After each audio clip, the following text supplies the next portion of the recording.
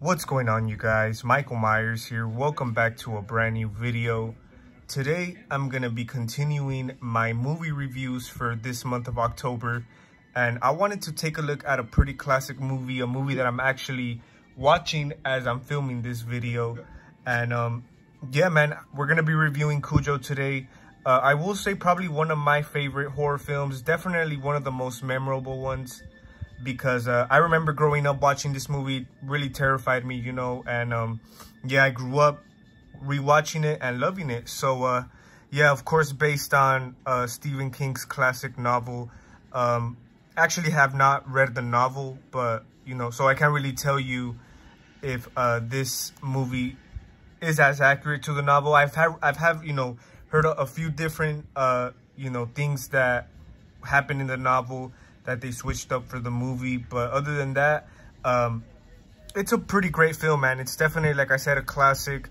And the reason I think a lot of people, well, the main reason I feel this is such a great movie, because, you know, this is horror that comes to us like naturally, like from stuff that can actually happen. Like, this could be your neighbor's dog who gets, you know, the rabies virus and just goes on a rampage, you know. So I think that's what I think made the movie kind of stand out, you know, and hit home to a lot of people, because like I said, it's like based on reality horror, you know. And of course, the great Dee Wallace is in this, which I think she did a great job, man. You know, even the little boy, for that age, I think he did a pretty good job handling this role, you know. And I've seen a few documentaries on this film, you know, like behind the scenes stuff, you know. From what I heard, I'm pretty sure they use like around 8 different dogs to you know, shoot this movie, which is kind of crazy, you know. And I believe they also had someone in a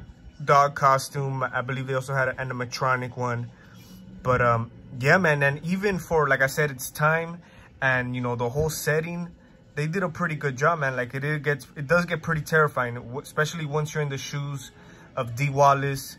Yeah, pretty damn terrifying, you know. Of course, Dee Wallace was also in The Howling, which I think she was great in that one too. You know, she's definitely been attached to a lot of horror classics, you know. Definitely love me some Dee Wallace. But something funny too, you know, the dog actually does not look nothing like the one in this cover right here. But yeah, guys, I mean, Cujo is a pretty great film. Like I said, in my opinion, it's a pretty great classic horror film. Definitely one to watch during the Halloween season. Like I said, I can't really tell you, you know, the differences, you know, with the movie and the novel. But one of the main things that I, you know, always read about that, the main thing they changed for the movie was that in the novel itself, the boy actually ends up dying, you know. And I do get it, you know, the reason they cut that, you know, they didn't want that in the movie was because that was a little too dark, you know, especially for that time. You know, in movies at that time, you don't really have like little kids dying and stuff like that. And I think it just would have added, you know, more of that horror element in there. Of course, that's a pretty dark turn, you know. And this is kind of like a bright movie, like a happy movie. It starts off as a happy movie. Of course, the dogs, which I forgot the name of the exact dog, you know, that Cujo is. But in reality, man, you know, these types of dogs are probably one of the most friendly dogs ever. And, you know, of course, he gets the rabies virus by the bat, and he just becomes this killer dog. So yeah, like I said, the boy, I believe he does die in the novel, which, like I said, it does make a quite dark turn. And you know, they end this one, I think, just by killing the dog. You know, I'm actually halfway through it right now. But yeah, guys, that's pretty much it. That was my movie review on Cujo. Tell me what you guys think.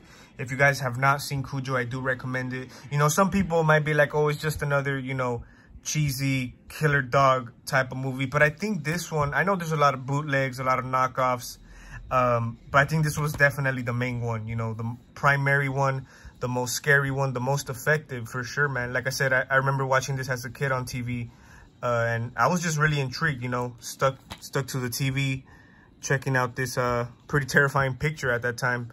But yeah, man, definitely a classic for me, a 9 out of 10. Thank you guys for watching. Stay tuned for more videos. If you guys have any recommendations for reviews, make sure you guys leave them down below. You know, any movies you guys would like for me to review. I will be doing a few more, you know, right now that we're in the October season. But yeah, guys, thank you guys for watching. Stay tuned for more videos. It's the Michael Myers signing out.